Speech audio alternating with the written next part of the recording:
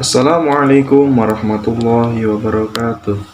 Saya Nanang Ardiansyah dengan NIM 622019-010 dari kelompok 11 ingin memaparkan materi saya yang bertemakan faktor-faktor pembelajaran, gejala kognisi, dan perkembangan belajar.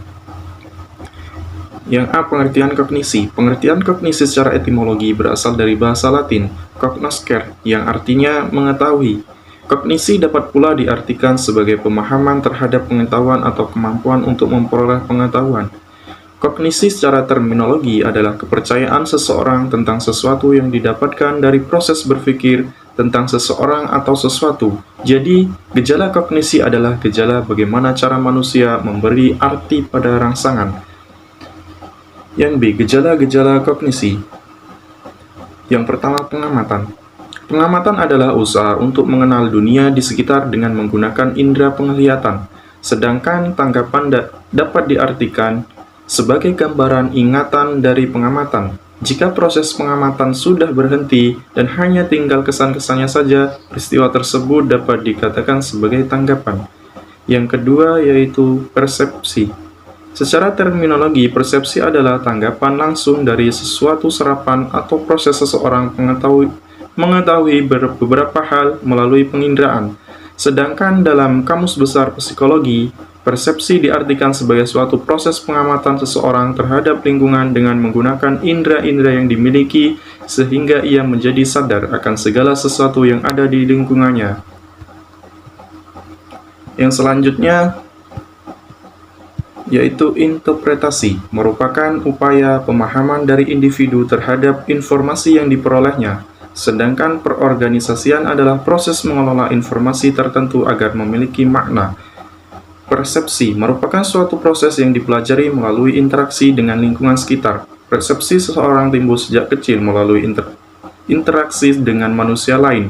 Sejalan dengan hal itu, Rahmat Jalaluddin mendefinisikan pengertian persepsi sebagai pengalaman tentang objek, peristiwa, atau hubungan-hubungan yang diperoleh dengan menyimpulkan informasi dan penafsiran. Yang ketiga yaitu memori. Memori merupakan alat di mana kita menggambarkan pengalaman masa lalu kita untuk menggunakan informasi tersebut di masa sekarang sebagai sebuah proses. Memori menunjukkan pada dinamika mekanisme yang diasosiasikan dengan pemerolehan dan pemunculan kembali informasi-informasi pada masa lampau. Yang keempat, berpikir. Berpikir adalah suatu proses dialektif, artinya selama kita berpikir, pikiran kita mengadakan tanya jawab dengan pikiran kita untuk dapat meletakkan hubungan-hubungan antara ketahuan kita itu dengan tepat. Yang kelima, inteligensi. Pengertian inteligensi digunakan dalam pengertian yang luas dan bervariasi. Para psikolog mendefinisikan inteligensi berdasarkan orientasi teoritas yang dikembangkan, sehingga melahirkan pengetahuan inteligensi yang berbeda satu sama lain. Menurut Weisstein, inteligensi ialah kesanggupan jiwa untuk menyesuaikan diri dengan cepat dan tepat dalam suatu situasi yang baru. Yang C. Perkembangan belajar.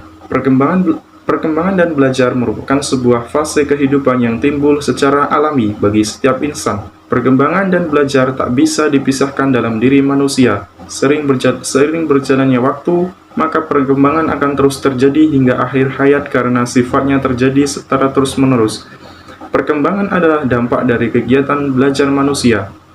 Perkembangan atau development merupakan serangkaian perubahan progresif yang terjadi sebagai akibat dari proses kematangan dan pengalaman. Ini berarti perkembangan terdiri atas serangkaian perubahan yang bersifat progresif atau maju, baik secara kuantitatif maupun kualitatif. Itu saja yang dapat saya sampaikan, kurang lebihnya saya mohon maaf. Saya akhiri. Subhanaka Allahumma wa bihamdika asyhadu an la ilaha illa anta astaghfiruka wa atubu ilaik.